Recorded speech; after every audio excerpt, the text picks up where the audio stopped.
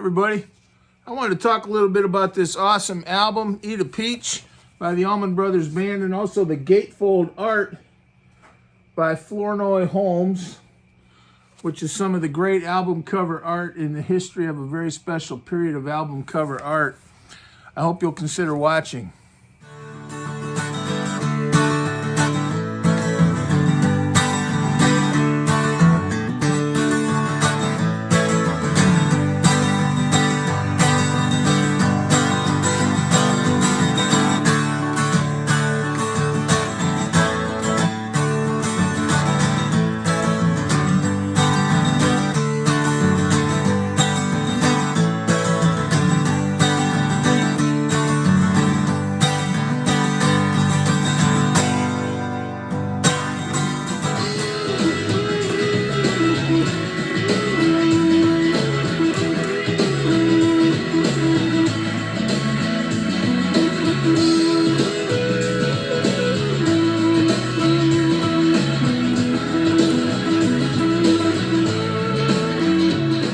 Everybody, I would like to highlight this album, Eat a Peach by the Allman Brothers Band, and the art on the gatefold. This is some of the greatest album cover art ever made for one of the greatest albums ever made, I would argue. Certainly one of the greatest Southern rock albums. Eat a Peach, Dwayne Allman is on some, he died, and it was kind of unfinished. And I think some of the stuff on here is some of the last stuff Dwayne Allman ever played on. So there was a lot of myth about that. When I was a kid, they always said Dwayne Allman hit a peach truck, so they called the album Eat a Peach. I don't think all that's true, but back then we didn't have the internet, so we came up with all kinds of crazy rumors. But the inside of the gatefold was this great cover art by a guy named Flournoy Holmes. And there's actually another guy that helped with it named D. Powell, and I don't know as much about him, and for some reason you heard that Flournoy Holmes. But this is one of the great album cover art examples you can find of all the great album covers of the late 60s and early 70s. Classic rock had a bunch of great album cover artists. I think of Big Brother and the Holding Company, Yes with Roger Dean. I mean, there were a bunch of them. But this is right up there, and it's just hippie art. It's got sort of has a theme of mushrooms. I actually kind of thought about that in conjunction with The Last of Us. We got a mushroom man up here. He's turned into a mushroom from being around so many mushrooms, but somehow it's a more positive mushroom vibe on Eat a Peach than you get in The Last of Us. If you're into the Allman Brothers and mushrooms, well, just watch The Last of Us. That ought to cure you of anything like that. But it's a great album, and it's a great album cover. Well, let me say...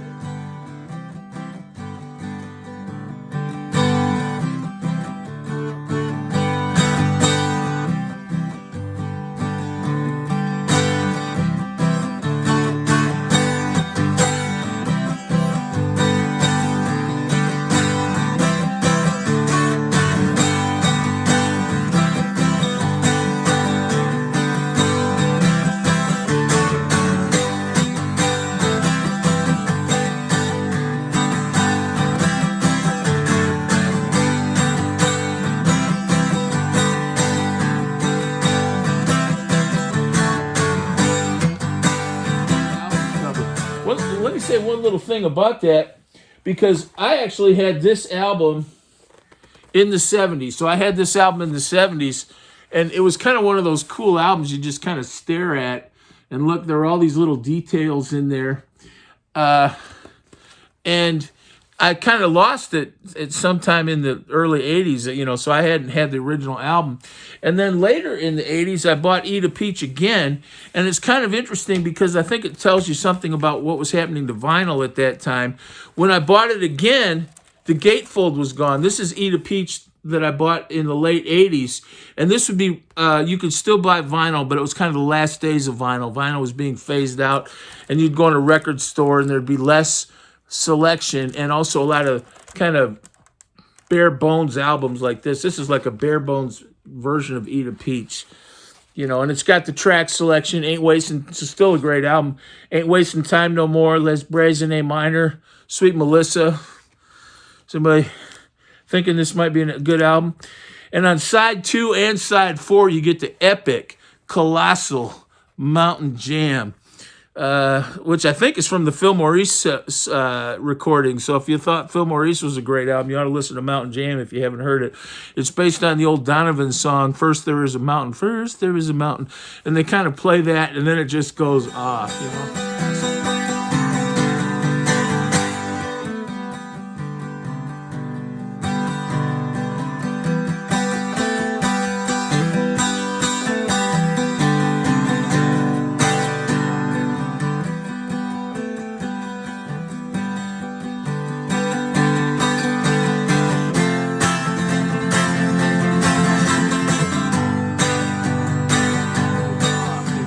It's like 45 minutes long. Listen to, how about a little side 3, One Way Out? That's an all-time classic. When I was a kid, our band actually did a pretty good job. That's a song that taught me to play some slide. Trouble No More.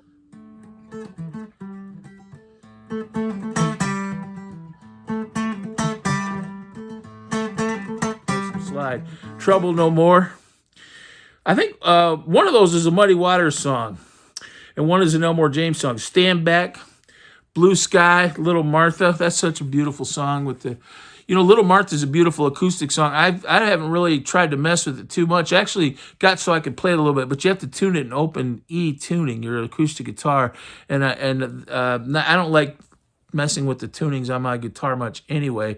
And open E is one where you need to raise some strings, and I never like to do that on a nice guitar. But anyway, it's kind of interesting that when you bought this in the 80s, you didn't get all the great art and everything. And I bought this album right around that same time, which is Beginnings by the Allman Brothers Band. And it was similar because this is basically the first Allman Brothers album and Idlewild South. And it's kind of similar. You just got 2 albums in there, just kind of in a sleeve, nothing on it. All the gatefold photography. You did get some nice pictures on the back, so it was still a good album. But you lost a lot. And then through the 90s, you couldn't see that art. So I saw another guy on the internet talk about that too. Like all through the 90s, he was kind of looking for this. And I remember that in that period, like between the death of vinyl until Napster came out, and what was that other one? Aimster, some of those streaming services that got sued into oblivion. But until that, a lot of this music was gone, and especially a lot of these great album covers, because they weren't on CD, or if they were, you couldn't even see them. So this was great, and I guess you can see it on the internet now, but it's still not like just holding this nice big cover in your hands and just being able to look at it. Looking at it on a little iPhone screen or something's not the same, but at least you can see it now. This album's art was done by a guy named Flournoy Holmes. And there's another guy named D. Powell, and he actually was involved with this album cover art as well. For some reason, I hear the name Flournoy Holmes a lot more. He actually doesn't live that far from me. I'd like to bump into him accidentally sometime and try to talk to him. But he's a great artist. He also did the art for Wet Willie, that Wet Willie album where there's an eardrum, a finger going into an eardrum. And I didn't know that much about Wet Willie, which is another Southern rock band. They have that good song, Keep On Smiling. But that if you think you can't judge a book by a cover, or it's by its cover or an album, just remember this, that great cover sold that album, because I remember seeing that at the Johnny B. Good record and tape store in Wheaton, Illinois, week after week in the same spot. And it had that, and I didn't know who Wet Willie was, but I just saw that great picture on that Wet Willie album, and it stuck with me forever. I mean, I've remembered it all this time, Wet Willie and that great album cover. So it kind of did make you want to listen to the album. And he did the album cover art for Charlie Daniels' band, Fire on the Mountain, I think Christopher Cross Sailing. And he's a really interesting guy. He was a University of Georgia student, and I read somewhere he got kicked off the swim team because he didn't want to cut his hair. So we have haircut issues in the workplace and so on today. So Back in then, they had those too. So he was kicked off the swim team for refusing to cut his hair. That was in the middle of the Vietnam War. But one thing that he said, I saw that he said something about this that was kind of interesting. This was a jam. So, the Allman Brothers was a lot of improvisation, particularly that mountain jam. So this painting was supposed to be a jam. And it's definitely kind of like a jam.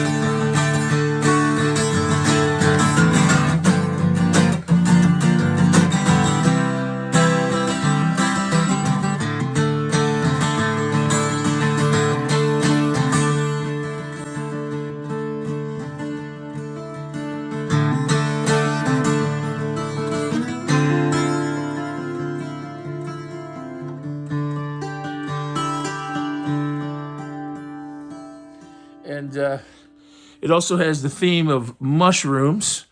I'm sure that was for your pizza, but there's a big theme of mushrooms on this. And the Allman Brothers, at least back then, were often associated with mushrooms for some reason. And here you got a mushroom man. I haven't thought about that a little bit in conjunction with The Last of Us. And for some reason, this is a more positive view of mushroom consumption than I don't know. I'm not saying that's good, but at least you don't turn into one of those fungal zombies. But it's pretty cool. Here's the Mushroom Man, and there's a river going all through this city, and it looks like he's kind of dumped some mushrooms into the river supply, and everybody down here in the little village seems to be having all kinds of enjoyable experiences. A lot of detail. You can just look at it for a long time. But it's great album cover art, and it really makes me lonesome for the days when you could buy a nice album and you would get, like, in a physical form, these beautiful, nice big pictures. That's a nice big, like, you could frame that, but it was very much a part of the album. And so many albums back then had great art or photography, or other kinds of packaging, but a lot of great art and photography. And so that was a period where the arts were flourishing and culture just in general. But that Flournoy Holmes, this is definitely one of the great album covers of all time. For one of the great albums, I would argue, ever made, Eat a Peach by the Allman Brothers. And it definitely has a hippie element, and it definitely has a theme of mushrooms. And there's some kind of sexy images down there. So bands playing. It looks like kind of a happy little town, enjoying all kinds of slices of life down there. But you've got the Mushroom Man up here putting mushrooms into the water supply. Probably wouldn't do that today. And I hope it wasn't cordyceps mushrooms. That would be bad. That would be bad. But definitely great. And that Flournoy Holmes is a really interesting guy. He's still around. A couple other interesting things. This album was produced by a guy named Phil Walden. Now, he was kind of a big old Atlanta name. And so he was very involved in Southern rock, other Southern rock bands too, but he was especially associated with the Allman Brothers band. And he was also he was kind of a 70s kind of Democrat, kind of liberal, but, also very Southern. They don't make those people anymore. Very Southern, kind of a good old boy, but also a good liberal Democrat. And he was really good friends with Jimmy Carter. And he was kind of the liaison between Greg Allman and Jimmy Carter.